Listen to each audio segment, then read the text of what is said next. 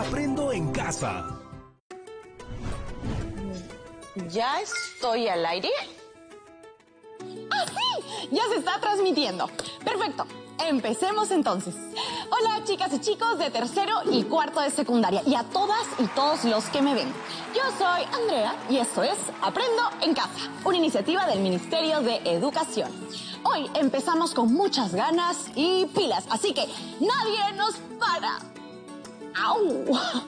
Creo que estar mucho tiempo sentada durante este verano ha traído sus consecuencias. Antes de arrancar con el programa, vamos a recordarle a nuestro cuerpo lo importante que es moverse. ¡Vamos!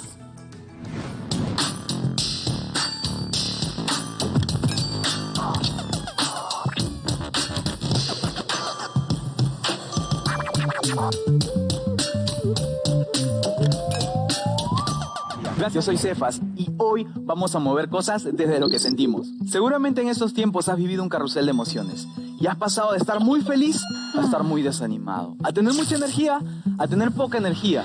Así que hoy vamos a usar nuestro cuerpo para expresar eso que sentimos y entender que está bien estar bien y que está bien no estar tan bien. Bien, vamos a hacer un calentamiento juntos. Me pongo de pie. Cuando yo diga 1, me voy a quedar de pie. Si yo digo 2, flexiono las rodillas, así. ¿Ok? Y si digo 3, vamos a cuclillas. Listo, tenemos esos 3 niveles. Ahora yo voy a decir el número y vamos a hacerlo juntos. 1, 2, 3. 3, 2, 1. Excelente. Ahora lo vamos a hacer más rápido. ¿Bien? Escucho el número y me pongo en la posición. 1, 2, 3. 1, 3, 2, 1. 2, 2, 2. Bien. Una vez más, un poco más rápido. Ahora solo lo voy a decir, lo vas a hacer tú en tu casa. 1, 2, 3, 2, 2, 3. Excelente, date un aplauso ahí donde estás. Ahora vamos a representar una emoción que he vivido o sentido en estos últimos días en cada posición. Por ejemplo, cuando estaba en posición 1 o de pie, voy a recordar cuando estoy feliz, alegre, sonriendo. Cuando estoy en posición 2 y agachado, voy a recordar cuando estoy molesto, ¿sí? Así que de repente, ¿qué postura tiene mi cuerpo cuando estoy molesto? Y en posición 3, cuando estaba de cuclillas, voy a imaginar y recordar cuando estoy triste. Ahora lo vamos a hacer juntos. Bien, entonces estoy en posición 1 y voy a estar feliz. Voy a usar los brazos quizás para agregar y voy a sonreír. Me quedo ahí en posición 1 feliz. Bien, ahora voy a agacharme en posición 2 y voy a estar molesto. Moléstate donde estás, recuerda cuando te molestas. Excelente, ahora vamos a posición 3. Voy a estar en cuclillas y voy a estar triste, quizás miro el piso un poco desanimado, desanimada. Bien, vamos a regresar. Entonces hago feliz, molesto, desanimado. Una vez más, feliz, molesto, desanimado. Bien, vamos a cerrar este ejercicio con una última respiración. Inhalamos, grande, por la nariz, aguantamos, eso es. Exhalo por la boca, abriendo los brazos, flexiono las rodillas, recojo, eso es. Te invito a que hagas este ejercicio cada vez que sientas una emoción y no sepas cómo expresarla. Nos vemos en una próxima. Etiquetas más famosas del mes. Hashtag elecciones. Hashtag a votar. Hashtag participación ciudadana. Hashtag mi voto cuenta. Veamos alguna encuesta en las redes sociales. ¿Fuiste a votar? El 95% sí. ¿Y el 5% no? Etiquetadas. Me gusta, me importa, me enfada. ¿Selfies y selfies grupales? Ah, no. De esas aún no. Respetemos el distanciamiento social. Usemos siempre la mascarilla y respetemos el distanciamiento social. Como vemos, mucha, pero mucha gente comentando y compartiendo información. Nunca me había dado cuenta de todo lo que pasaba alrededor de unas elecciones. Seguro porque esta ha sido mi primera votación. Me pregunto si en un futuro votaremos desde nuestras casas o en el celular. Y también me da mucha curiosidad saber algo. ¿Cómo habrán sido las primeras elecciones en el Perú? Así que, ¿qué les parece si el programa de hoy lo dedicamos a conocer los procesos electorales y a responder esto último? ¿Cómo se han elegido a las autoridades en el Perú desde el siglo XIX y cómo es en la actualidad? Empecemos. Les tengo que confesar que al inicio tenía dudas sobre si ir a votar o no. Pero todo cambió cuando se lo conté a mi abuela. ¿Cómo que no vas a ir? ¿Acaso no quieres ser parte de esta oportunidad para elegir a nuestros representantes?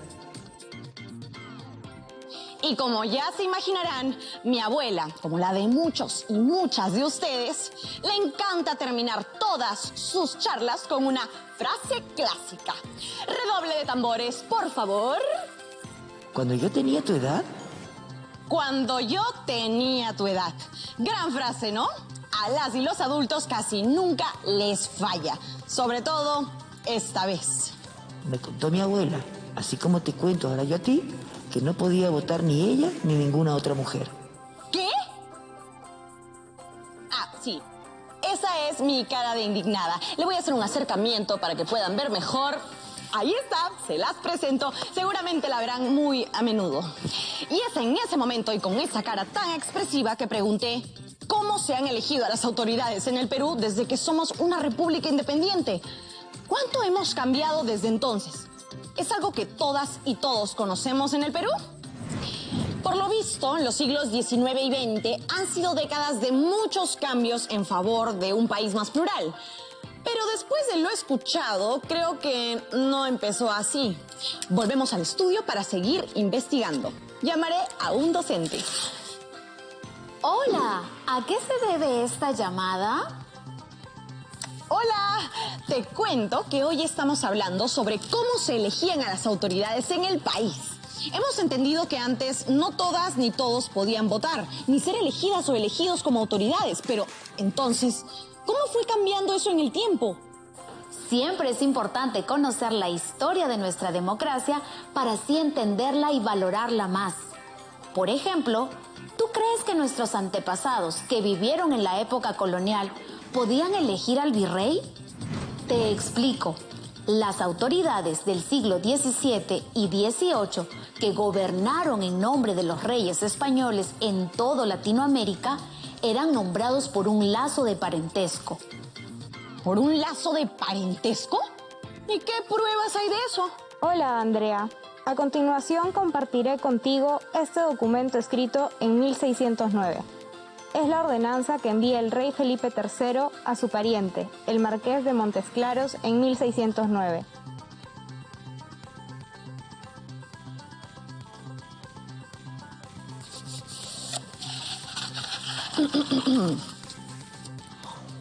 Al rey, al marqués de Montes Claros.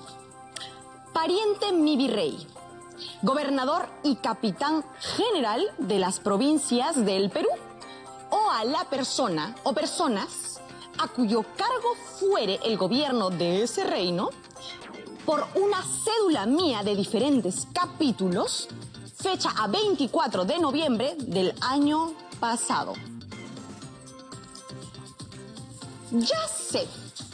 Eso quiere decir que si yo fuera autoridad bajo esas leyes, mi papá, como es bueno en las juntas vecinales, lo nombraría ministro de Relaciones Exteriores. Claro, mi mamá, que es una capa llevando las cuentas de la casa, sería la ministra de Economía. A mi abuelita, que tiene su huerto muy cuidado y bonito, la nombraría ministra de Ambiente. Y mi hermano... no, creo que a mi hermano lo dejo en la casa nomás. Hoy en día eso ya no es posible, porque estarías aprovechando tu cargo para favorecer a ciertas personas que no necesariamente son aptas para el cargo. A eso se le conoce como nepotismo. ¿Nepo qué? Nepotismo. El nepotismo, de acuerdo con la Contraloría General de la República, abarca dos características puntuales. Sucede cuando los servidores públicos ejercen su facultad de imparcialidad en las decisiones. Por eso, desde la promulgación de la Ley 267.1 en 1997, se establece que los funcionarios de dirección y o personal de confianza de las entidades y reparticiones públicas conformantes del sector público nacional, así como de las empresas del Estado, que gozan de facultad de nombramiento y contratación de personal, o tengan injerencia directa o indirecta en el proceso de selección, se encuentran prohibidos de ejercer dicha facultad en su entidad respecto a sus parientes hasta el 4º grado de consanguinidad, 2º de afinidad y por razón de matrimonio. Gracias, Gugliana. Pero si eso recién sucedió en 1997, ¿qué grandes cambios se hicieron en estos últimos 200 años, cuando pasamos de ser una colonia a una república independiente? Creo que será necesario diseñar una línea de tiempo para entender cómo todo ha ido evolucionando. Para eso necesitarás fuentes confiables. Perfecto. Entonces, vayamos buscándolas y preparándonos para la línea del tiempo que elaboraremos, que va desde los inicios de la República hasta hace unos días en que fui a votar. Ya volvemos.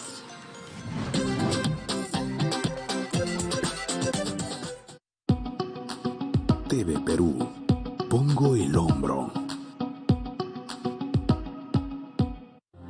Vamos a presentar nuestro segundo programa sobre la historia de los partidos políticos. Vamos a ver la aparición del APRA, del Partido Socialista en la primera mitad del siglo XX. Podríamos trazar una suerte de continuidad entre el odrismo y más tarde el fujimorismo. El sistema político no se renueva y más bien se agravan los problemas. Tenemos un serio problema de representación, pero eso no es exclusivo de nuestro país. Sucedió en el Perú. Este domingo a las 6 de la tarde por TV Perú. La construcción de un museo nacional es un sueño que el Perú venía acariciando desde hace casi 200 años. Y ese sueño ya es una realidad. Museo Nacional del Perú, MUNA. Este es un proyecto que a nivel internacional ha sido hartamente esperado por varios países. Latinoamérica y Europa están mirando al Perú por esto. Sus instalaciones y exposiciones provocarán el orgullo de esta maravillosa diversidad. Y nuestra misión efectivamente es preservar esas piezas arqueológicas o históricas que representan lo que somos, nuestra cultura milenaria. Esto es Museo Sin Límites. Este sábado a las 4:30 de la tarde por TV Perú. Kimsa, Iskay, Huk, Hayari. Pugyas Payachay. Aprende jugando. El primer programa concurso quechua de la televisión nacional. Esta semana, Andy, Natalie y Mitzi se enfrentan en divertidos y exigentes retos. ¿Quién de ellos ocupará una plaza en la semifinal y estará más cerca de llevarse los 10,000 soles del gran premio final? Pugyas Payachay, el programa donde ganas y aprendes jugando. De lunes a viernes a las 6 de la tarde por TV Perú. A continuación, Aprendo en Casa, quinto de secundaria.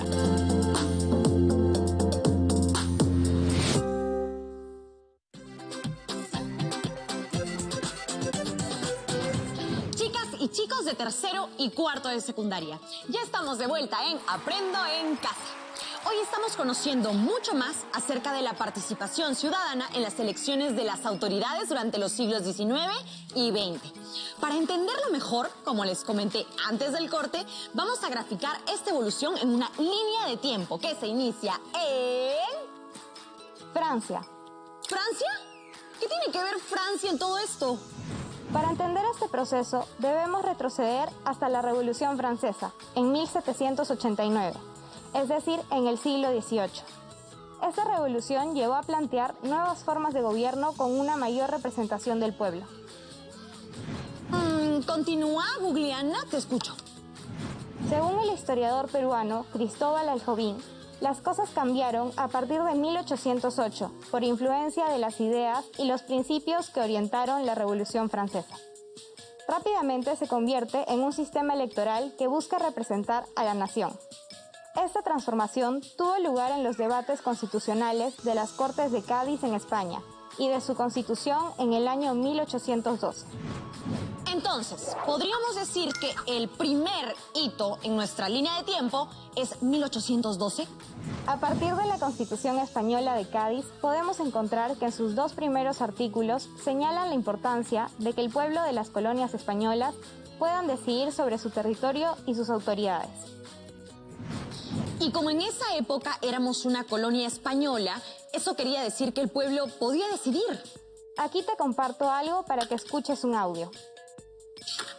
¿Y esto? ¿Dónde lo puedo escuchar? Perdón, me equivoqué de generación. Dale play al archivo que te acabo de enviar. Artículo 1. La nación española es la reunión de todos los españoles de ambos hemisferios. Artículo 2. La nación española es libre e independiente y no es ni puede ser patrimonio de ninguna familia ni persona.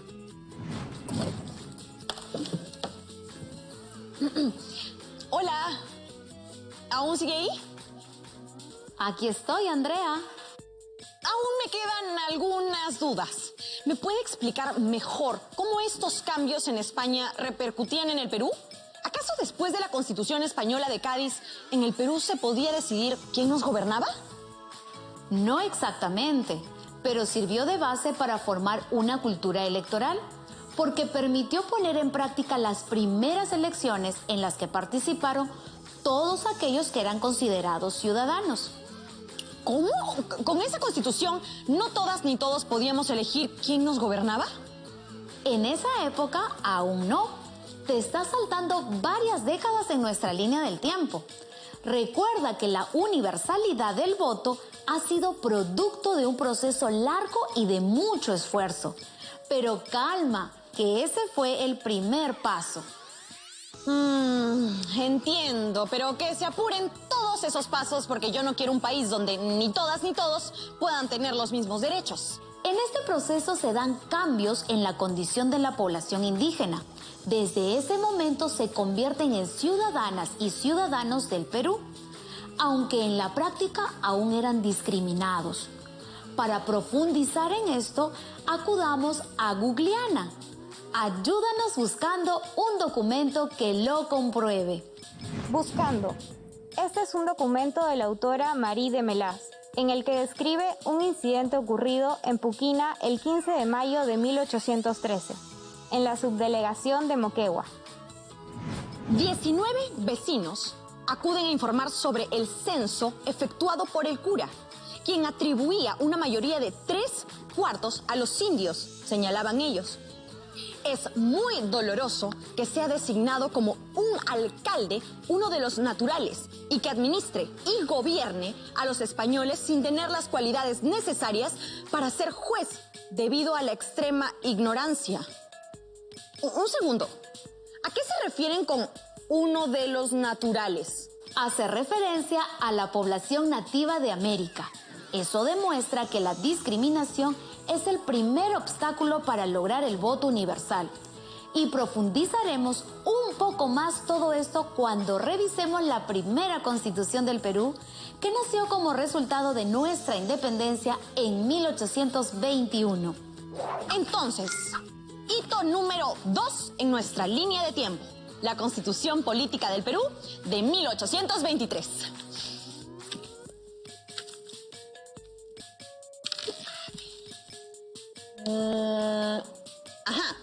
Acá he encontrado algo sobre la Constitución de 1823 y dice que gracias a ella se instauran por primera vez los colegios electorales como organismos encargados de organizar los procesos electorales. Es decir, un organismo independiente. Bueno, sigo leyendo. Su instalación se realizaba en los años de elecciones y el proceso para elegir a las autoridades políticas se desarrollaba en 2 niveles. Primero, en el ámbito parroquial para elegir a los electores de parroquia y en un segundo momento, en el ámbito provincial para elegir por el voto de los electores de parroquia a los candidatos de su preferencia. Entonces, las elecciones eran indirectas. ¿Indirectas? ¿Y qué significa eso de electores de parroquias? Así es. Los colegios electorales de las parroquias estaban constituidos por todos los ciudadanos residentes en la parroquia con derecho al sufragio. Para su elección debían estar presididos por el alcalde o regidor y por sus secretarios. Así se nombraban un elector por cada 200 individuos de parroquia con derecho a voto. Ok, ya se estaba dando un avance en el derecho al sufragio. Muchas gracias por su ayuda.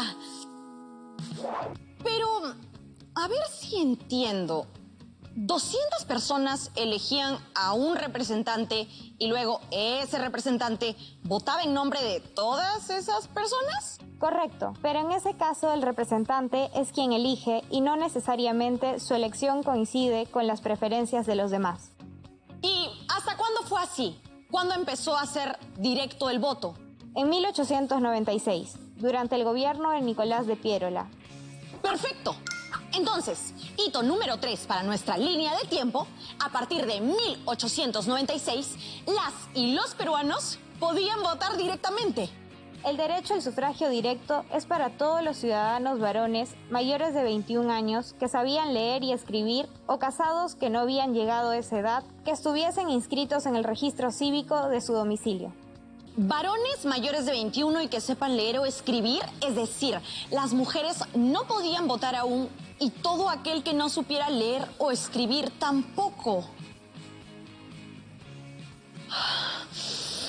Leer y escribir en español, pero todas las personas que hablan quechua, aymara, bora, ashánica y otras lenguas originarias, no, estoy en total desacuerdo. No comparto esas reformas electorales. Como me dijeron hace un rato, para entender cómo funciona el derecho al sufragio en el país, es necesario comprender que este es el resultado de un proceso largo, lleno de aprendizajes. Así es. Por ejemplo, podemos concluir que con esta nueva reforma electoral se logró un aspecto más democrático, permitir la elección directa. Sin embargo, se suprimió el voto de los que no sabían leer o escribir en español, lo que hizo que en un país con 3 millones de votantes solo votaran 120,000 personas. Ahora, yo tengo una pregunta desde el inicio del programa y aún no encuentro la respuesta. ¿En qué momento las mujeres pudimos votar? El voto de la mujer se estableció en 1955 y la mujer peruana pudo votar en las elecciones generales de 1956. ¡Wow! Pasaron más de 100 años para que se nos reconociera como ciudadanas en los procesos electorales. Y eso fue posible gracias a muchas mujeres como la educadora Elvira García y García, la escritora Zoila Aurora Cáceres, la periodista, escritora y educadora María Jesús Alvarado Rivera, entre muchas otras mujeres peruanas que, como ellas, lucharon por la igualdad de derechos. ¡Qué importante es conocer la historia! Me llena de orgullo, pero hay algo que me tiene un poco confundida.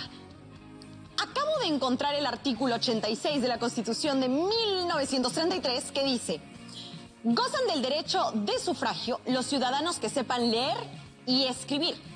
Y en elecciones municipales, las mujeres peruanas mayores de edad, 21, las casadas o que lo hayan estado, y las madres de familia, aunque no hayan llegado a su mayoría de edad.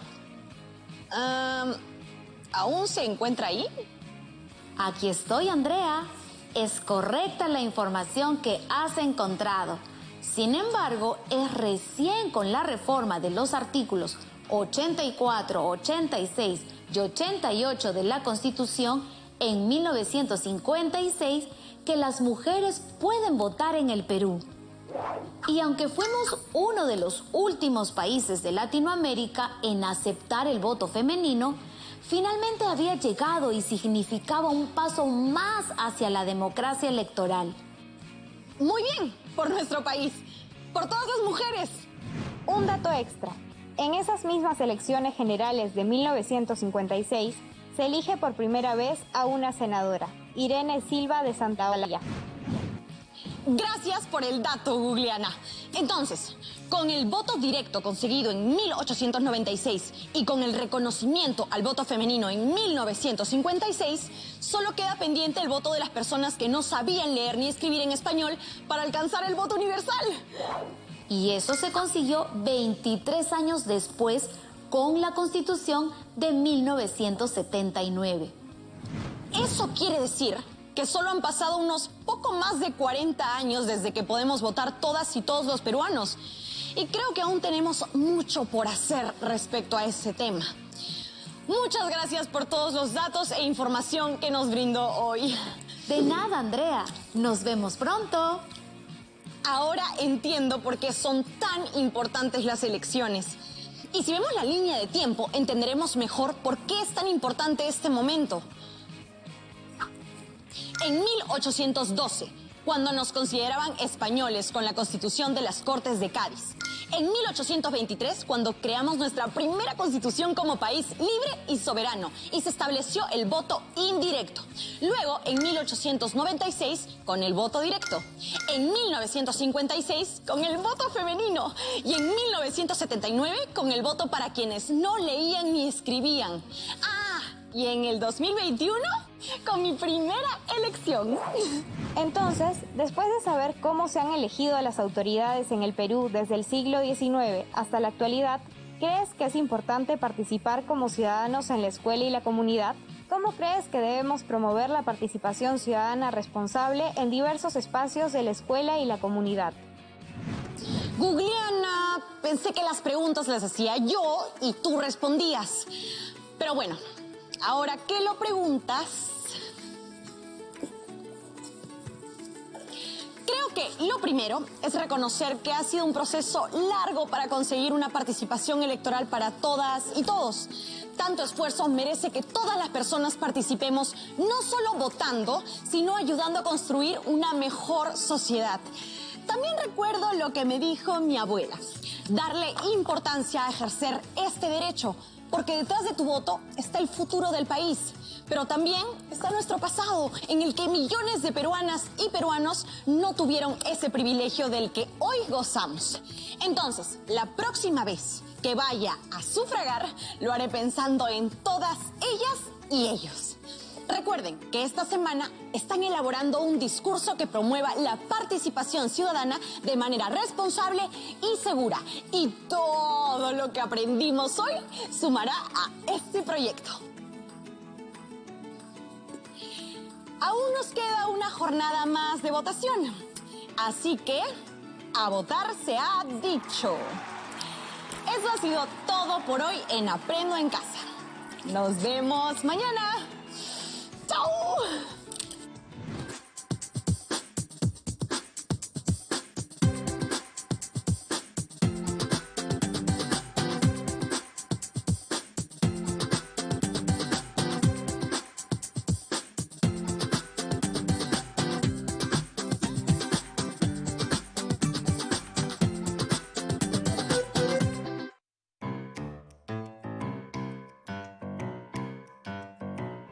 Considerado un mártir de la medicina peruana, Daniel Alcides Carrión es uno de los personajes más reconocidos de nuestra historia, gracias a su sacrificio y contribución a la investigación de la medicina peruana. Aún no he muerto, amigo mío. Ahora les toca a ustedes terminar la obra ya comenzada, siguiendo el camino que les he trazado. Daniel Alcides Carrión nació en 1857, en Cerro de Pasco. Como era un buen estudiante, lo enviaron a Lima para que tuviera una mejor educación. Fue en este viaje que Daniel observó por primera vez la fiebre de la orolla, una enfermedad que marcaría su futuro. Con intenciones de ser médico, Daniel ingresó a la Facultad de Medicina de la Universidad Nacional Mayor de San Marcos, después de intentarlo por segunda vez. Sus primeros años de estudio coincidieron con el estallido de la Guerra del Pacífico, pero ni este evento pudo evitar que continuara con sus estudios. Años después, cuando la Academia Libre de Medicina lanza un concurso de investigación sobre la verruga peruana, Carrión decidió indagar sobre esta antigua enfermedad que databa desde la época de los incas. Él creía que podía existir una relación entre la fiebre de la orolla y la verruga, y para poder probarlo, decidió hacer un experimento riesgoso: inocularse secreciones de la verruga de un paciente enfermo, mientras describía de primera mano todos los síntomas de este mal, y comprobaba su teoría. Esto llevó al empeoramiento de su salud, y el 5 de octubre de 1885, a los 28 años, Carrión falleció, luego de 40 días de haberse inoculado. Aunque fue gracias a este sacrificio que se pudo confirmar que las causas de la fiebre de la orolla eran las mismas que las de la verruga. Y si muero, ¿qué importa el sacrificio de mi existencia si con esto presto un servicio importante a la humanidad doliente? La determinación, valentía y vocación de este joven peruano ayudaron a la medicina mundial a avanzar y hacer nuevos descubrimientos, y al Perú nos dejó un héroe nacional.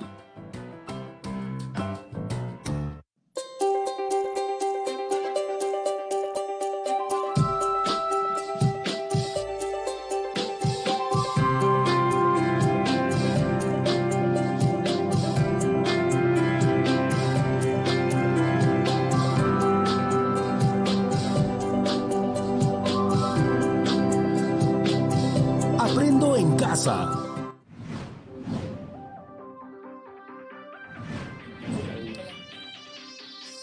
Hola, bienvenidas y bienvenidos a una edición más de Aprendo en Casa.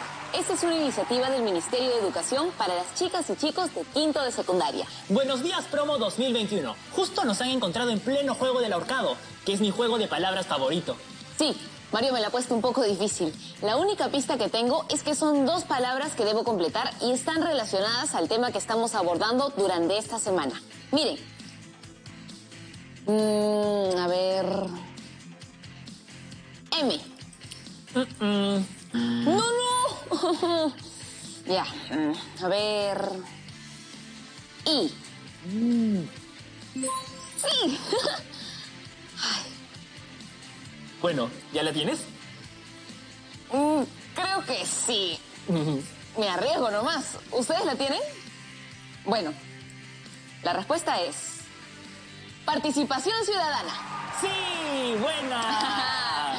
Casi pierdo en el ahorcado. La participación ciudadana te salvó. Sí, entonces creo que es fácil adivinar sobre qué vamos a investigar y aprender hoy, ¿no? Sí, qué ganas de comenzar. La participación ciudadana es clave para la democracia. Y hablando de participación, ¿qué les parece si antes de seguir, todas y todos participamos en Activarte? ¡Vamos! Hay que mover el cuerpo y activar nuestra energía.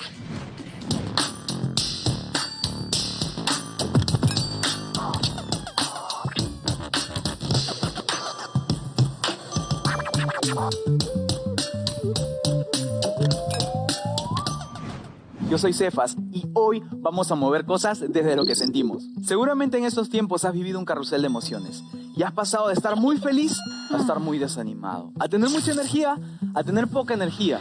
Así que hoy vamos a usar nuestro cuerpo para expresar eso que sentimos y entender que está bien estar bien y que está bien no estar tan bien. Bien, vamos a hacer un calentamiento juntos. Me pongo de pie. Cuando yo diga 1, me voy a quedar de pie. Si yo digo 2, flexiono las rodillas, así. ¿Ok? Y si digo 3, vamos a cuclillas. Listo, tenemos esos 3 niveles. Ahora yo voy a decir el número y vamos a hacerlo juntos. 1, 2, 3, 2, 1. Excelente. Ahora lo vamos a hacer más rápido. ¿Bien? Escucho el número y me pongo en la posición. 1, 2, 3, 1, 3, 2, 1, 2, 2, 2. Bien. Una vez más, un poco más rápido. Ahora solo lo voy a decir, lo vas a hacer tú en tu casa. 1, 2, 3, 2, 2, 3. Excelente. Date un aplauso ahí donde estás. Ahora vamos a representar una emoción que he vivido o sentido en estos últimos días en cada posición. Por ejemplo, cuando estaba en posición 1 o de pie, voy a recordar cuando estoy feliz, alegre, sonriendo. Cuando estoy en posición 2 y agachado, voy a recordar cuando estoy molesto, ¿sí? Así que de repente, ¿qué postura tiene mi cuerpo cuando estoy molesto? Y en posición 3, cuando estaba de cuclillas, voy a imaginar y recordar cuando estoy triste. Ahora lo vamos a hacer juntos. Bien, entonces estoy en posición 1 y voy a estar feliz. Voy a usar los brazos quizás para agregar y voy a sonreír. Me quedo ahí en posición 1 feliz. Bien, ahora voy a agacharme en posición 2 y voy a estar molesto. Moléstate donde estás, recuerda cuando te molestas. Excelente, ahora vamos a posición 3. Voy a estar en cuclillas y voy a estar triste. Quizás miro el piso un poco desanimado, desanimada. Bien, vamos a regresar. Entonces hago feliz, molesto, desanimado. Una vez más, feliz, molesto, desanimado. Bien, vamos a cerrar este ejercicio con una última respiración. Inhalamos, grande, por la nariz, aguantamos, eso es. Exhalo por la boca, abriendo los brazos, flexiono las rodillas, recojo, eso es. Te invito a que hagas este ejercicio cada vez que sientas una emoción y no sepas cómo expresarla. Nos vemos en una próxima. Ahora sí, llenas y llenos de energía, vamos a iniciar el programa de hoy. Sí, hoy vamos a conocer los mecanismos de participación ciudadana, como son el voto, la rendición de cuentas, la iniciativa legislativa y el referéndum. Qué interesante lo que nos toca abordar hoy. Llamemos entonces al profesor para seguir investigando. Buenos días, profesor. Bienvenido. Gracias. Buenos días a ustedes y a la promo 2021. Estoy muy feliz de estar aquí. Algunas chicas y chicos de la promoción 2021 nos han explicado lo que significa para ellas y ellos la participación ciudadana. ¿Nos podría dar una definición? Con mucho gusto. ¿Me ayudan con la lectura? Claro, como se define en el portal de transparencia, la participación ciudadana es el proceso en el que las ciudadanas y los ciudadanos de manera individual o colectiva tienen el derecho de manifestar sus intereses y solicitudes e influir así en la formulación y toma de decisiones del gobierno. Qué importante es recordar que nosotros podemos influir en la toma de decisiones del gobierno. Sí, por ejemplo, las marchas del año pasado lograron cambios en favor de la democracia. Sí, la sociedad civil participó, se pronunció y lograron cambios. Así es. Uno de nuestros principales derechos como ciudadanas y ciudadanos es de la participación, ya que ésta contribuye al desarrollo del Estado democrático. Profesor, ¿y qué es un Estado democrático? Veámoslo en esta animación. Estado democrático es aquel donde la población elige a sus autoridades mediante el voto universal, delegándoles el poder para que como gobierno, poderes del Estado, la representen en los asuntos de manejo del Estado. Asimismo, garantiza el ejercicio de los derechos y deberes de todas las personas, sin ninguna excepción. Me está quedando cada vez más claro por qué la participación ciudadana contribuye al desarrollo del Estado democrático. Ajá, la democracia necesita de nuestra participación. ¿Y cómo podríamos participar? De muchas formas participamos al votar, cuidar los bienes que compartimos con otras personas, al tomar decisiones para buscar soluciones a los problemas o asuntos públicos. ¿Y a qué se refiere con un asunto público? Veamos. ¿Me ayudas con la lectura, por favor? Asunto público es un tema o problema que perjudica el acceso y goce de las personas a sus derechos. Por esto, es posible concluir que la participación es un derecho y también es un deber. Participar es nuestra responsabilidad como ciudadanas y ciudadanos. Sí. Involucra la actuación en el espacio público e implica tanto tomar posición frente a aquello que afecta el ejercicio de derechos de la ciudadanía como participar de acciones que contribuyan a la construcción de un bienestar en general. A través de la participación podemos influir en las decisiones de nuestra institución educativa, de nuestra localidad o región, así como de nuestro país. Así es. Además, la Constitución peruana reconoce mecanismos de participación ciudadana. ¿Me ayudan a leer el artículo referido a ello? Claro, participación ciudadana en asuntos públicos. Artículo 31. Los ciudadanos tienen derecho a participar en los asuntos públicos mediante referéndum, iniciativa legislativa, remoción o revocación de autoridades y demanda de rendición de cuentas. Tienen también el derecho de ser elegidos y de elegir libremente a sus representantes de acuerdo con las condiciones y procedimientos determinados por ley orgánica. Veamos la siguiente animación. Hoy en el Perú hay varios procedimientos y mecanismos para ejercer la participación ciudadana activa. Como presentar iniciativas ciudadanas de reforma constitucional y de legislación. Colaborar y tomar decisiones en la gestión del desarrollo del distrito, provincia o región. Vigilar y controlar la buena marcha de la gestión pública. Pronunciarse en los referéndums y en las consultas ciudadanas. Elegir y también ser elegidas y elegidos.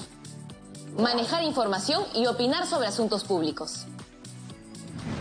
No me había dado cuenta hasta ahora de que manejar la información y opinar sobre los asuntos públicos era una forma de participación ciudadana.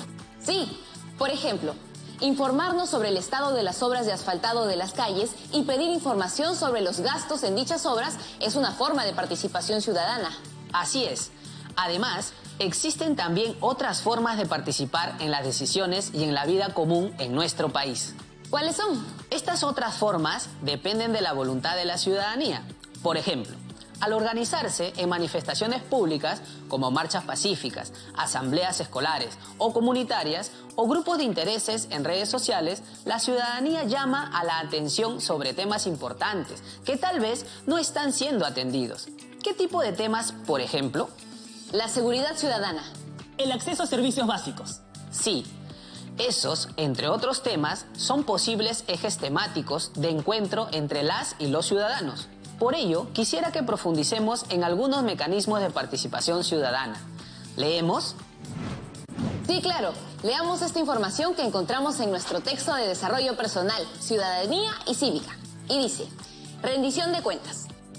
La ley número 26300, en su artículo 31, señala que las autoridades están obligadas a brindar la información solicitada por las ciudadanas y ciudadanos, ya que ésta da cuenta del uso de recursos del Estado y porque todos los funcionarios y autoridades actúan como representantes de la ciudadanía. La ciudadanía tiene el derecho de demandar información a las autoridades respecto de la ejecución presupuestal y el uso de los recursos públicos. Entonces, la demanda de rendición de cuentas está conectada al principio de transparencia de la gestión pública. Así es. La transparencia es fundamental. Sí. Sigamos leyendo. En el Perú, el principio de transparencia es establecido legalmente por la Ley de Transparencia y Acceso a la Información Pública, Ley número 2786, artículo 3. El Código de Ética de la Función Pública, artículo 7. ¿Y qué pasa si las instituciones del Estado no comparten esa información? En caso de que no la hagan, la ciudadanía tiene el derecho y el deber de denunciarlo a las autoridades competentes. ¿Y cuáles son esas autoridades? La Contraloría General de la República o la Defensoría del Pueblo. Además, la ciudadanía también puede hacerlo público usando medios de comunicación. Es importante estar vigilantes al gasto presupuestal y al uso de recursos públicos del Estado. Así es, hay que tener en cuenta también que la participación ciudadana no solo es vigilar y denunciar, sino también contribuir con iniciativas propias a la construcción del bien común. Estoy de acuerdo. Las ciudadanas y ciudadanos tenemos derecho a generar nuestras propias iniciativas para contribuir a la convivencia en nuestra sociedad. Sí, la participación ciudadana es una oportunidad que tenemos para contribuir a definir los cambios que irán dándose en nuestro país. Y ahora nos vamos a un corte y en unos minutos regresamos. Aprovechemos para estirarnos y mover el cuerpo.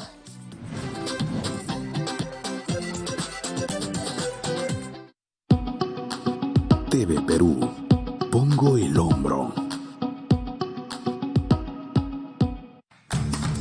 De lunes a viernes. Tus tardes en TV Perú traerán de todo para todos. Lunes, miércoles y viernes a las 3. Katy Jara, el Mago George y Stephanie Orue descubren tu talento musical. La voz cantante. Y los martes y jueves, Mirta Ibáñez sorprende con lo mejor de la tecnología y el mundo gamer. Todo tecno. Además, después de la voz cantante, a las 4, Almendra Gomelski y Joaquín de Orbegoso demuestran cómo todo se resuelve a pulso. Hecho a mano. Y los martes y jueves, luego de Todo Tecno, Fátima Saldonit, Paola Moreno y Sofía Carrillo responden y solucionan tus inquietudes, caso por caso. De lunes a viernes y de 3 a 5. De todo para todos. Por TV Perú, la señal del IRTP. Seamos parte del cambio. Bienvenidas y bienvenidos a Aprendo en Casa. Porque la educación es para todos. De lunes a jueves a las 11 de la mañana, Aprendo en Casa, Educación Básica Especial. El aprendizaje de tu hija o hijo es nuestro compromiso. Un espacio para fomentar el desarrollo integral de las capacidades de todos y todas. De lunes a jueves a las 11 de la mañana. Además, todos los viernes a las 11 de la mañana, Aprendo en Casa presenta contenidos para el programa de intervención temprana, PRITE, para niños menores de 3 años. Vamos a divertirnos y aprender en familia. Y si te perdiste la clase, puedes volver a verla todos los sábados a las 10 de la mañana. Aprendo en Casa por TV Perú. Contribuyamos a contener el avance del COVID-19 del 19 de abril al 9 de mayo. En las regiones consideradas en nivel extremo, se han tomado las siguientes medidas. Regirá un toque de queda desde las 9 de la noche hasta las 4 de la mañana. Los domingos se mantendrá la inmovilización social obligatoria. Habrá aforo limitado de 20% en centros comerciales, galerías, tiendas por departamentos, artes escénicas en espacios abiertos. Aforo del 30% en restaurantes y afines, bibliotecas, museos, centros culturales y zoológicos. Aforo de 40% en tiendas de productos básicos, supermercados, bancos, peluquerías y afines, bodegas y farmacias. No está permitido el funcionamiento de casinos, gimnasios, cines, teatros e iglesias. Tampoco ningún tipo de evento masivo, carnavales o fiestas costumbristas. Sí está permitido el servicio de delivery en restaurantes y farmacias de lunes a domingo desde las 4 de la mañana. TV Perú, pongo el hombro. Estamos viendo Aprendo en Casa, quinto de secundaria.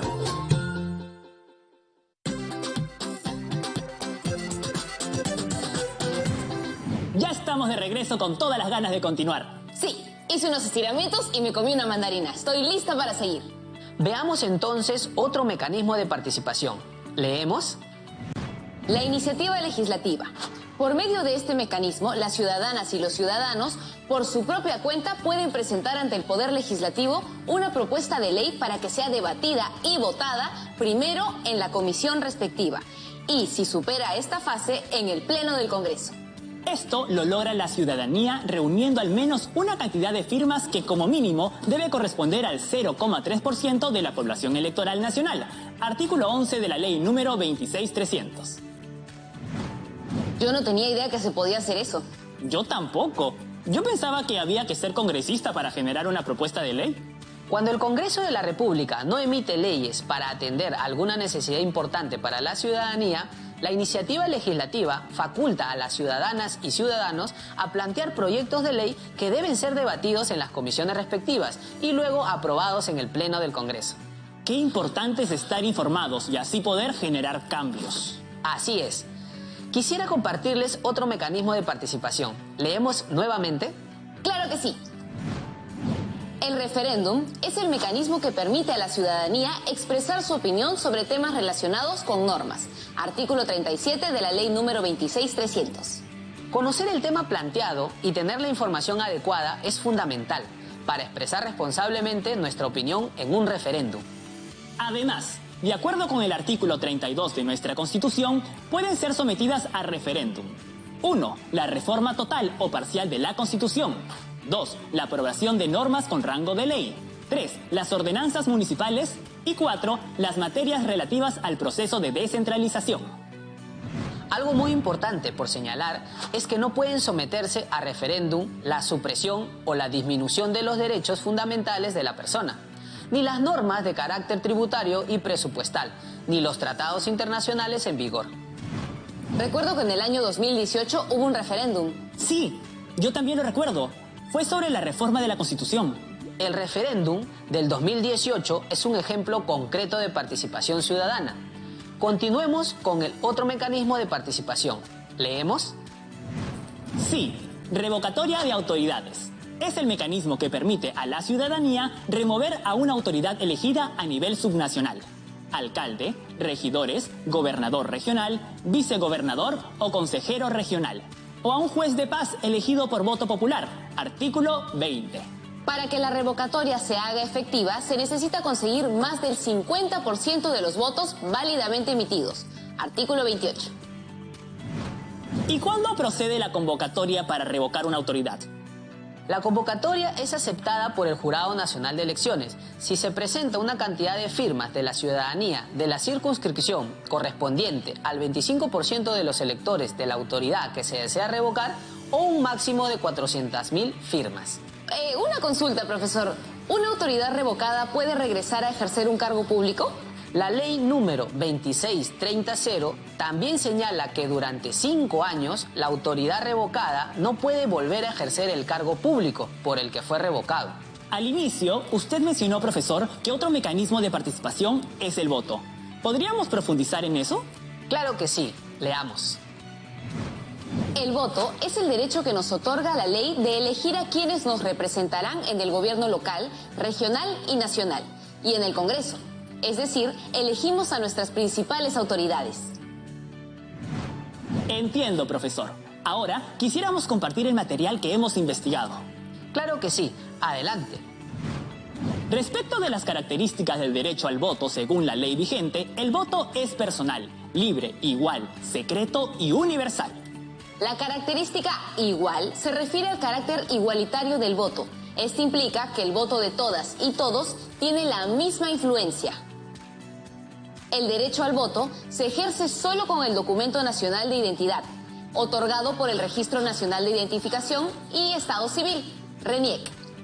Toda la ciudadanía tiene el derecho de ser elegida y de elegir libremente a sus representantes. Las peruanas y los peruanos con derechos civiles vigentes están obligadas y obligados a votar. Para los mayores de 70 años, el voto es facultativo. Sobre los organismos electorales. El Jurado Nacional de Elecciones es la máxima autoridad electoral. Administra justicia en materia electoral. Fiscaliza la legalidad de los procesos electorales.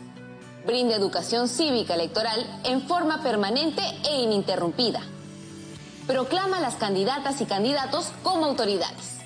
La Oficina Nacional de Procesos Electorales organiza, planifica y ejecuta los procesos electorales. Y el Registro Nacional de Identificación y Estado Civil registra la identificación de las ciudadanas y ciudadanos, elabora el patrón electoral y verifica las firmas. Estas son 3 entidades que actúan con autonomía y mantienen entre sí una relación de coordinación, de acuerdo con sus atribuciones. También hemos preparado una infografía con recomendaciones para ejercer un voto responsable. ¡Qué buena iniciativa! Para elegir mejor se necesita emitir un voto responsable, es decir, que el acto de elegir a un representante sea informado y razonado. Por esto, les presentamos 4 recomendaciones para que las electoras y los electores ejerzan un voto responsable. Primero, conocer los deberes y derechos electorales. Segundo, tener conocimiento de las funciones de las autoridades que se eligen. Tercero, conocer la trayectoria de las candidatas y los candidatos, hoja de vida, así como su plan de gobierno. Cuarto, participar de manera voluntaria en iniciativas y labores de educación electoral, escuchar los debates electorales, etc. ¡Qué interesante infografía! Los gráficos ayudan mucho. ¡Felicitaciones! Gracias. Tenemos más material preparado. ¡Qué motivados los veo! Continúen, por favor. ¿Sabías que el Pacto Ético Electoral fue concebido como un acuerdo de honor suscrito por las candidatas y los candidatos en contienda electoral, comprometiéndose a realizar una campaña en la que predomine el respeto mutuo, el debate de ideas y de programas de gobierno? Para este fin, asumieron los siguientes compromisos: pacto de no agresión, respeto de los resultados, campaña Ciudad Limpia, acuerdo para retirar su propaganda electoral colocada en la ciudad. ¿Qué compromisos tan importantes? Sí, qué buena investigación han hecho. Felicitaciones. Gracias, disfrutamos mucho haciéndola. Me alegro mucho. Ahora quiero recordarles que las elecciones generales 2021 es el proceso electoral donde elegiremos al presidente y vicepresidentes de la República, así como hemos elegido el pasado 11 de abril a los congresistas y representantes peruanos ante el Parlamento andino para el periodo gubernamental 2021-2026. ¿Cuántas autoridades serán elegidas en estas elecciones? En las elecciones generales 2021 se eligieron 138 autoridades, desglosadas de la siguiente manera. ¿Me ayudan a leer? Sí, claro. Un presidente o presidenta, que será elegido en segunda vuelta. Un vicepresidente y una vicepresidenta. 130 congresistas y 5 representantes ante el Parlamento andino, los cuales ya fueron elegidos en primera vuelta.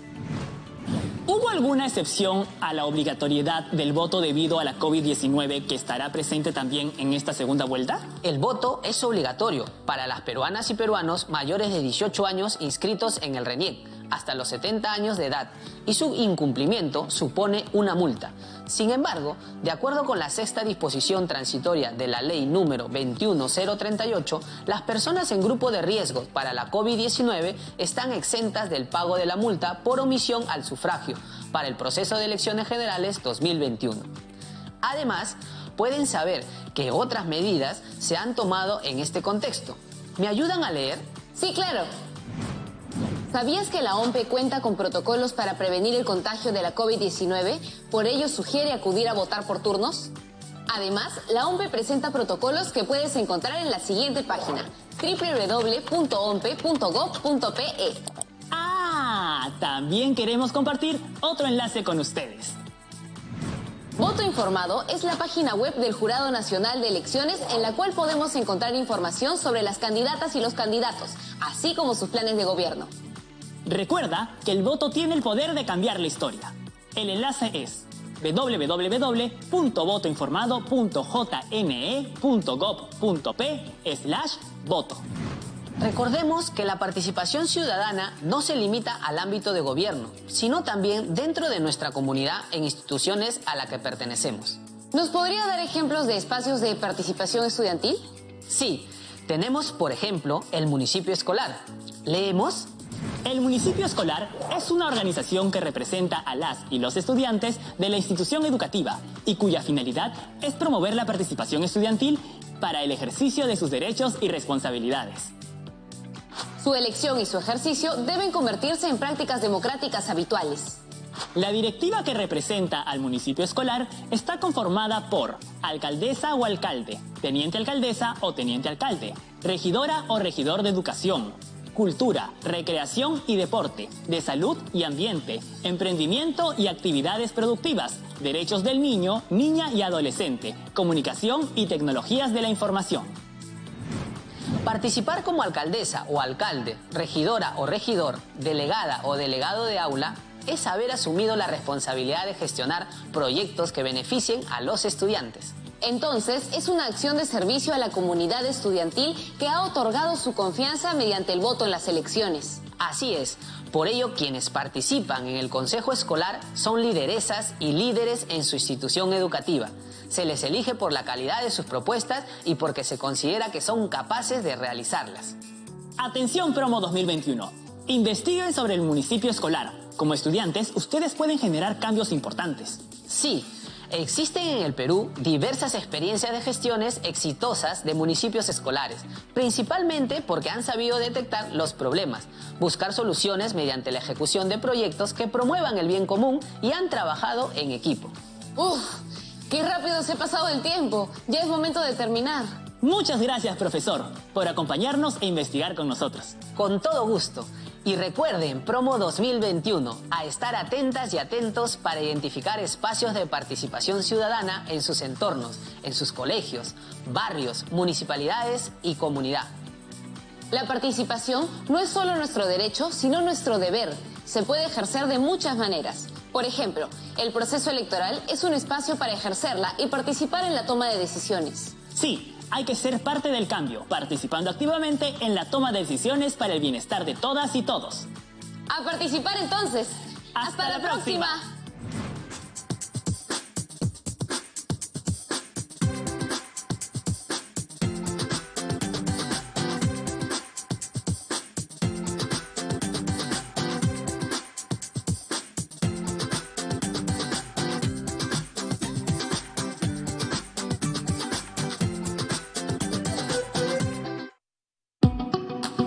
TV Perú, pongo el hombro. Kimsa, Iskay, Huk, Hayari. Pugyas Payachay, aprende jugando. El primer programa concurso quechua de la televisión nacional. Esta semana, Andy, Natalie y Mitzi se enfrentan en divertidos y exigentes retos. ¿Quién de ellos ocupará una plaza en la semifinal y estará más cerca de llevarse los 10,000 soles del gran premio final? Pugyas Payachay, el programa donde ganas y aprendes jugando. De lunes a viernes a las 6 de la tarde por TV Perú. Él es Manuel, el sabiondo. Opina de todo muy a su estilo. ¿Realmente hemos logrado un cambio? Ella es Brigitte, la conciliadora. Siempre buena onda. Hoy toca cuidarnos, generación bicentenaria. Él es Junior, el crítico. Identifica problemas. En plena pandemia, la corrupción quería hacer de las suyas. No pues. Y ella es Vanessa, la optimista, con buenas soluciones. Somos una generación que se tiene que reunir por pantallitas. Ellos son súper distintos, pero juntos son poderosos. Generación Bicentenario, todos los sábados a las 6 de la tarde por TV Perú.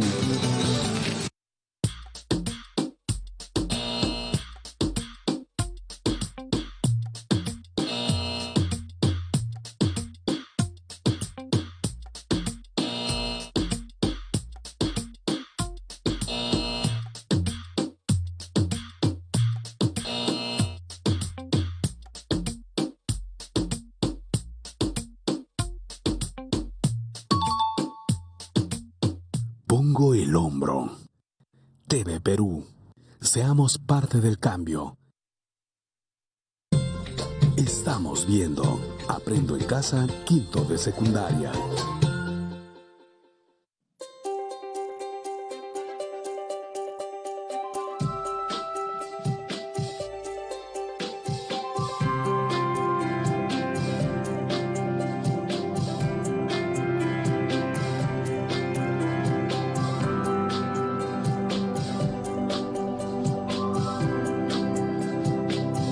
Aprendo en casa.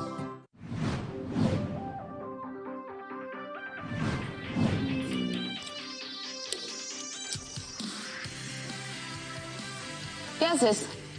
Estoy pensando en cómo se han venido desarrollando los procesos electorales. ¿Y cómo te lo imaginas? Creo que necesito más información para imaginarlo y comprender cómo era y si algo de esos años se mantiene o no. ¿Se imaginan cómo habrán sido los procesos electorales en la segunda mitad del siglo XX? Para responder esta pregunta, hoy conoceremos algunas condiciones en las que se dieron los procesos electorales entre los años 1955 y 2001. Dar una mirada a nuestro pasado para tomar mejores decisiones ahora me parece muy interesante. Por ello les compartiremos algunas fuentes que les ayudarán a formular su posición ante el problema histórico que nos plantea la siguiente pregunta. ¿En qué medida los cambios de condiciones en los procesos electorales fortalecieron la participación ciudadana entre 1955 y 2001? Para sustentar tu postura, debes formular argumentos usando diversas fuentes que abordan esta pregunta histórica en el periodo de 1955 hasta el 2001. Y ahora, tenemos muchas ganas de saber las ideas que tiene la promo 2021 respecto a las siguientes preguntas. ¿Qué conocen acerca de los procesos electorales? ¿Han conversado con sus familias respecto de qué expectativas y conocimientos tenían de las propuestas de las candidatas y candidatos a la presidencia 2021? ¿Por qué es importante participar en las elecciones? Entonces, ¿quieren saber algunas de las condiciones en las que se dan los procesos electorales? Tanto desde la participación como electores, así como la postulación a la presidencia o Congreso de la República. Me imagino que sí, porque sabemos que ustedes, Promo 2021, tienen muchas ganas de investigar y de aprender. Conozcamos entonces algunas condiciones del elector. Una de las condiciones de los procesos electorales es el perfil o características que posee el elector. Mi nombre es Carmen Condori. Tengo 35 años y tengo derecho a sufragar. El derecho al sufragio fue obtenido por las mujeres luego de más de 2 décadas de constantes movilizaciones.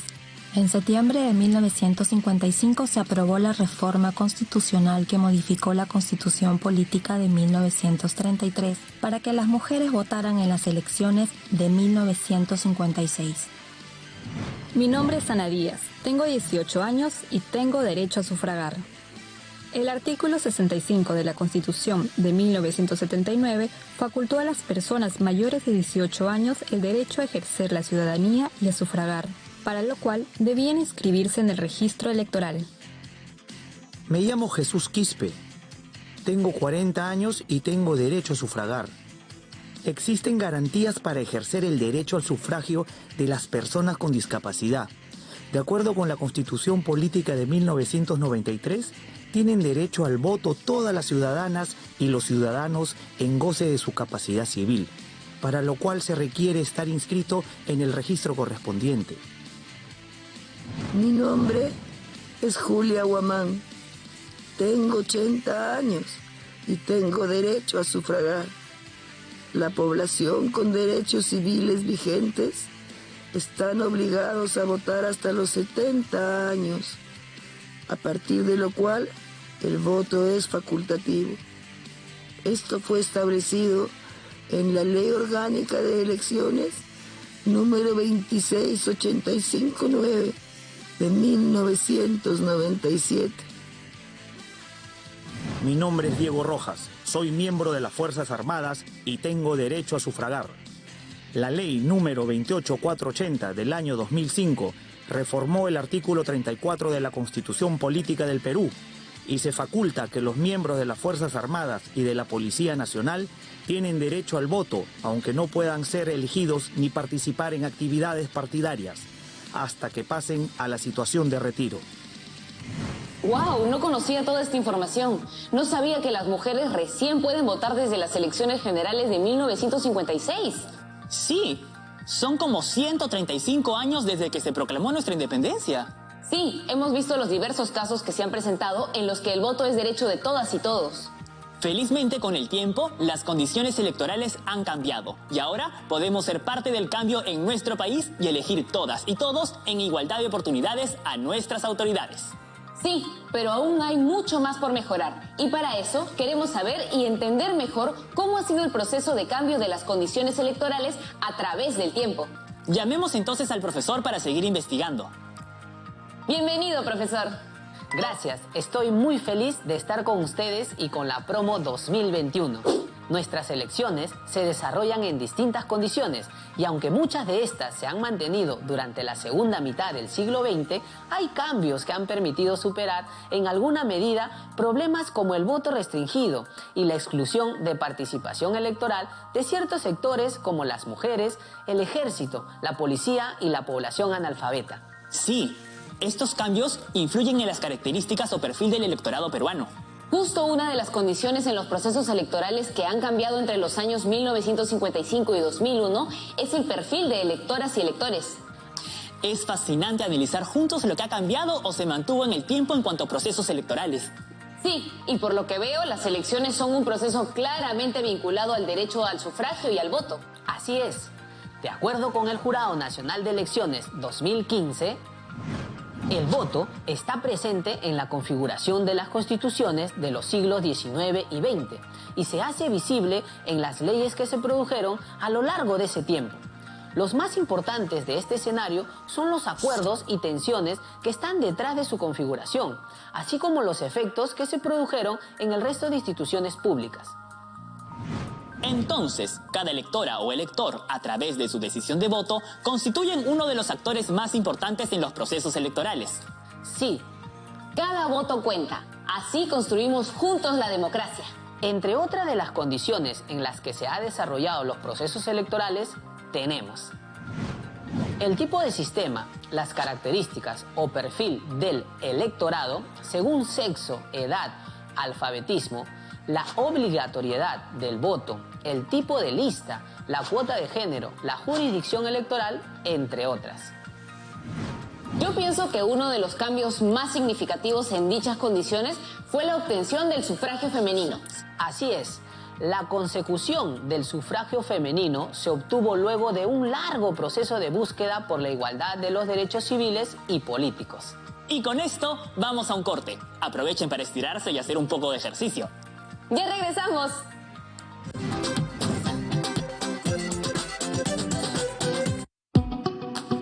TV Perú. Pongo el hombro.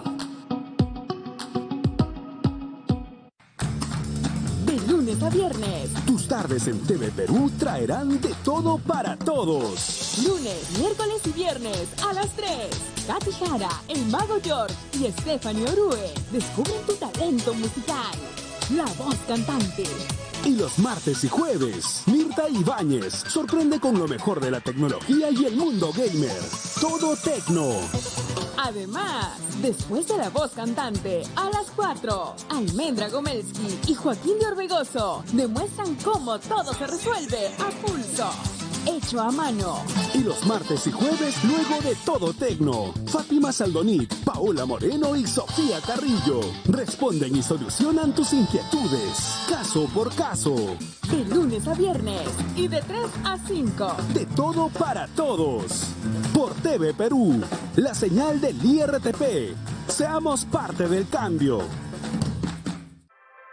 La construcción de un museo nacional es un sueño que el Perú venía acariciando desde hace casi 200 años. Y ese sueño ya es una realidad. Museo Nacional del Perú, MUNA. Este es un proyecto que a nivel internacional ha sido hartamente esperado por varios países. Latinoamérica y Europa están mirando al Perú por esto.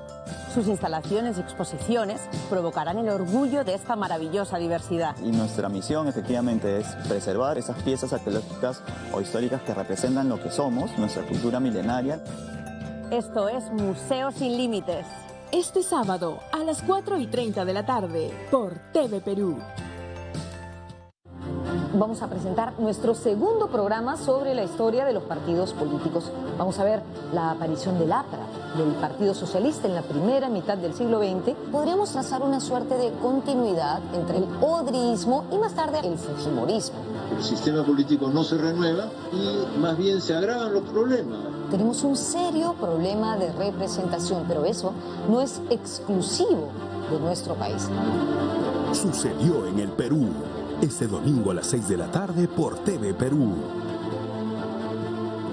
TV Perú, Guairahuasim, Hankunapa Hispirachimun, Runasimi Sap Yamkaita. Iniciamos esta edición central de TV Perú Noticias. Televisión Nikitika y señas chatarico y cuptiquija, Sap Sutiyuk Butunchata Nitiikunki. Nitiikuyaptikin, horario estelar Nishapi Willakuikuna, Runasibiman Tikrakamunja. Yuyari, Sap Sutiyuk Butunchata Nitiikuptikin, Quechua Piña Willakuikunata Uyarinki. TV Perú, Yapanchik Mikanchik. A continuación, Todo Tecno.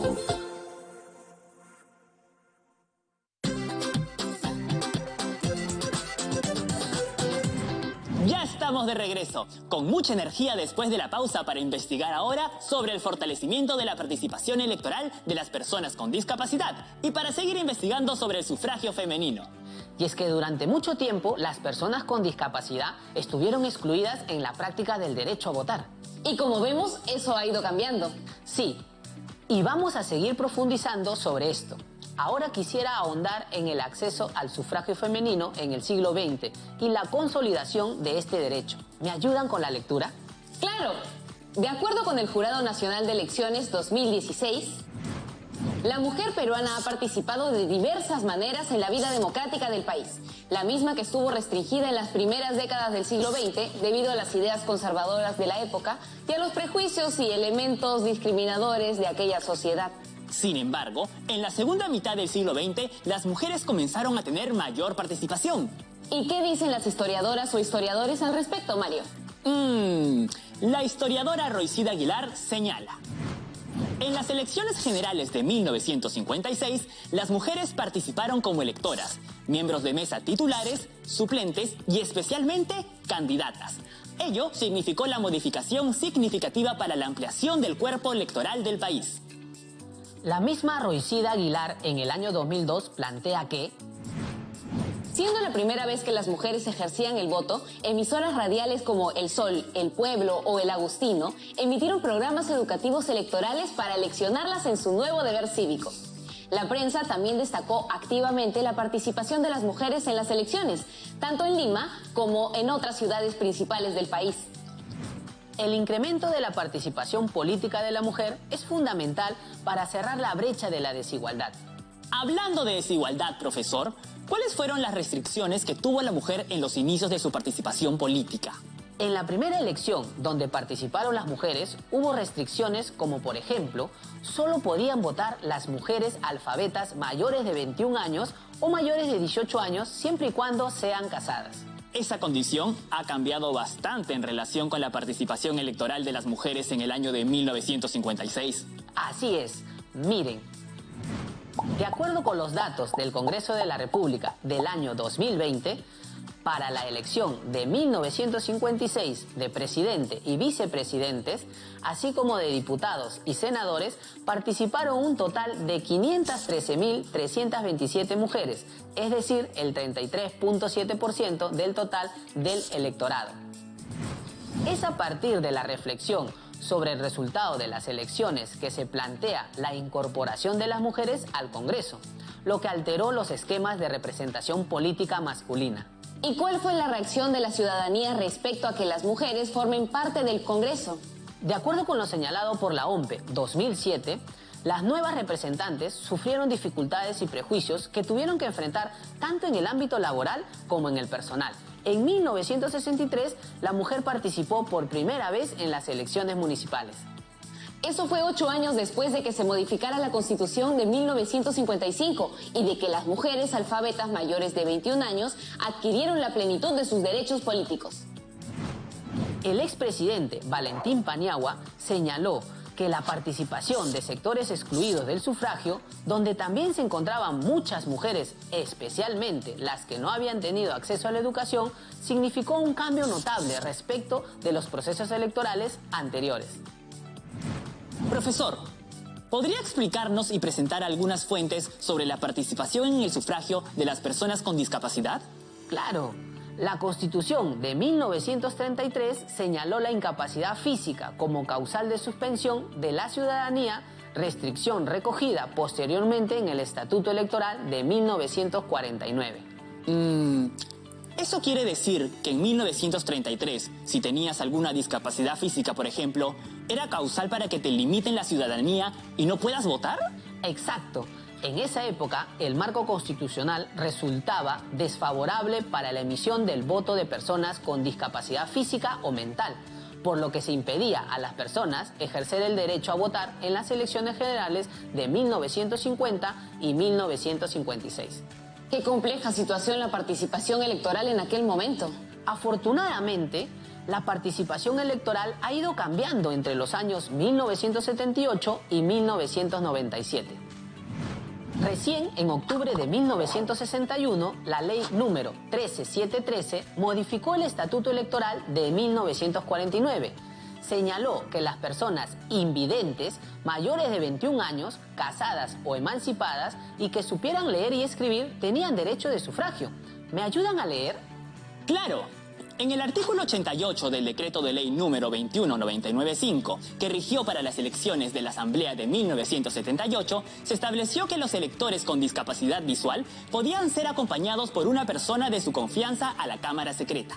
Desde 1993, la discapacidad física, sensorial o mental no constituye un fundamento que limite el ejercicio del derecho de sufragio a quien la presente, salvo resolución judicial de interdicción civil.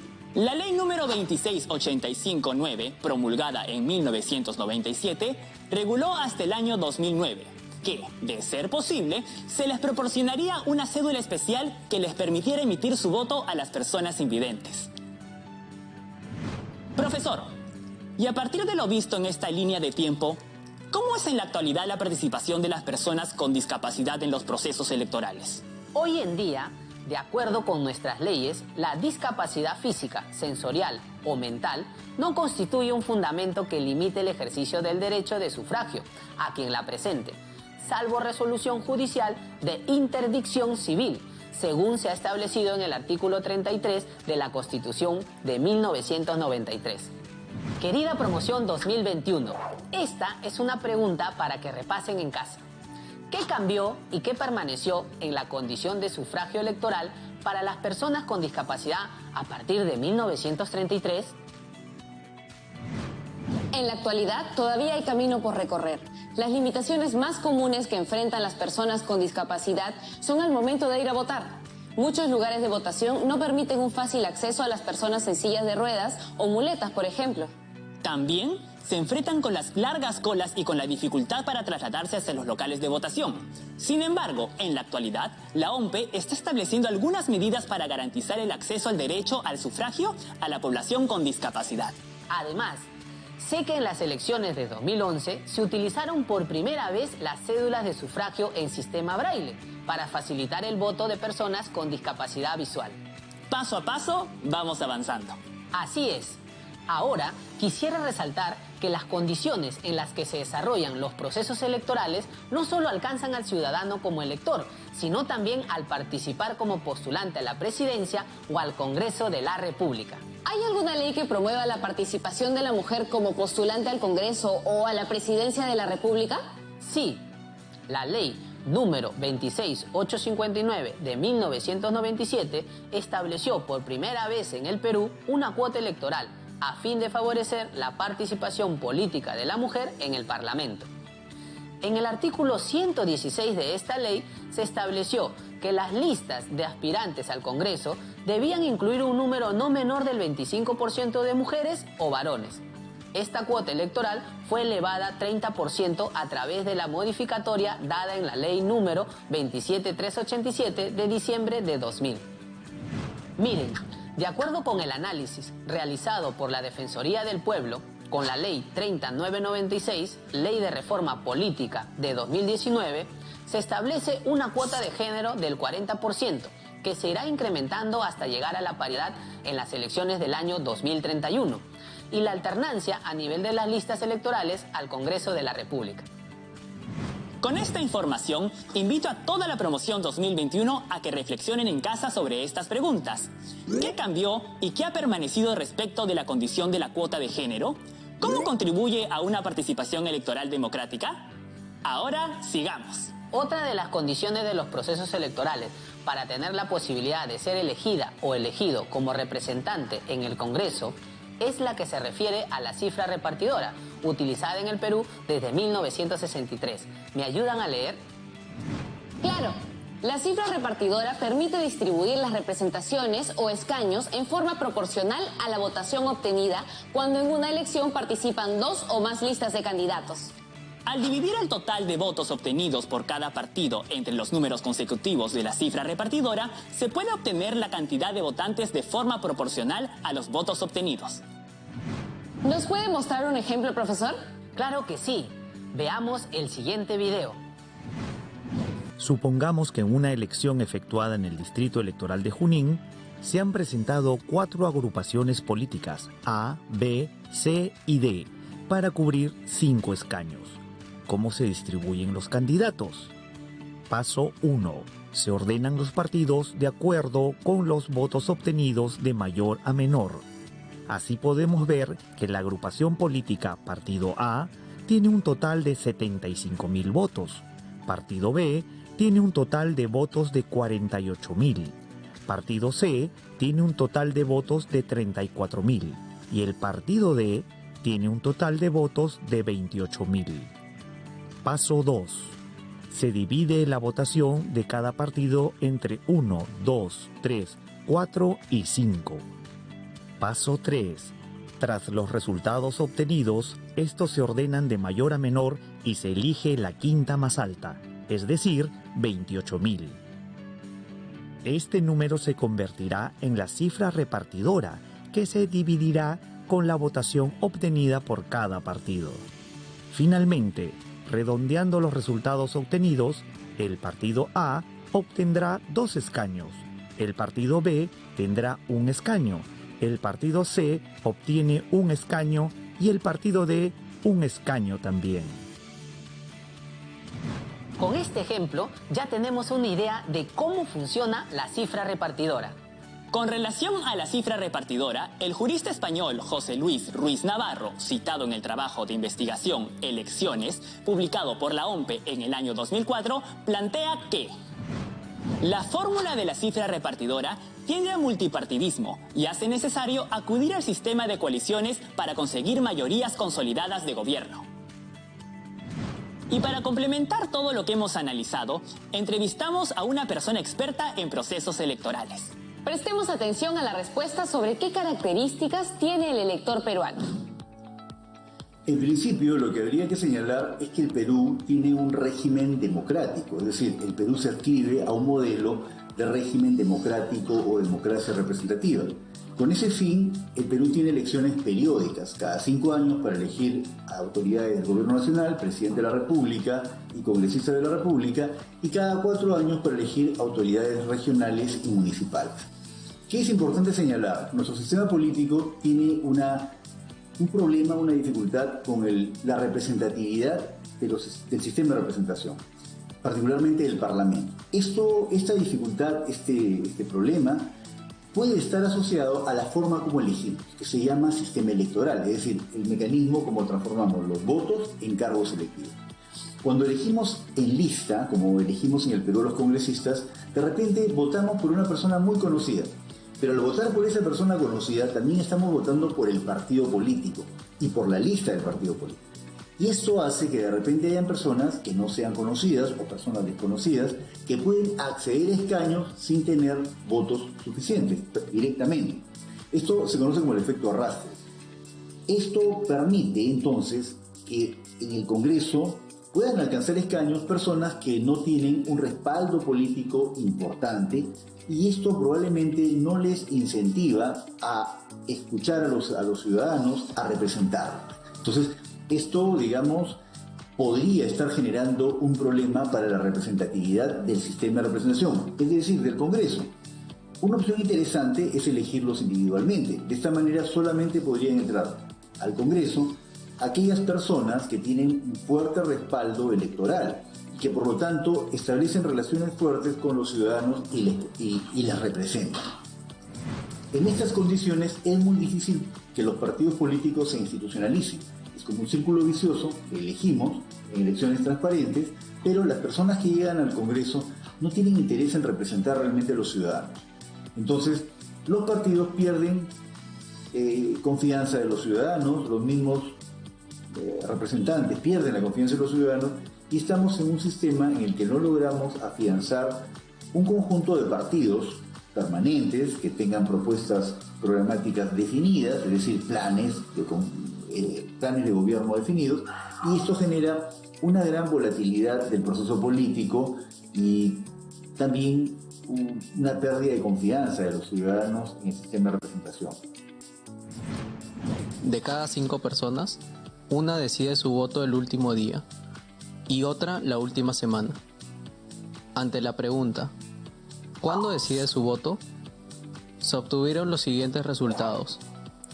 El 10% un año antes de la elección, el 21% 3 meses antes de la elección, el 27% un mes antes de la elección, el 17% una semana antes de la elección y el 22% el mismo día de la elección. Estos resultados permiten reflexionar acerca del interés por recibir más información y la valoración de los espacios de radio, televisión y redes sociales para los debates de todas y todos los candidatos, porque estos elementos proporcionan un conjunto de oportunidades para promover un voto más informado y responsable por parte de la ciudadanía. Y con estas respuestas llegamos al final del programa. Hoy hemos compartido distintas fuentes y reflexiones para que conozcan algunas de las condiciones en las que se desarrollaron los procesos electorales entre los años 1955 y 2001. Esto les servirá para que asuman una postura ante el problema histórico que plantea la pregunta. ¿En qué medida los cambios de condiciones en los procesos electorales permitieron fortalecer la participación ciudadana entre 1955 y 2001?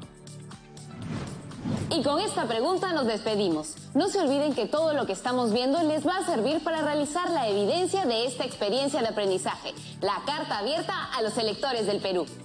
¡Hasta la próxima! ¡Cuídense mucho!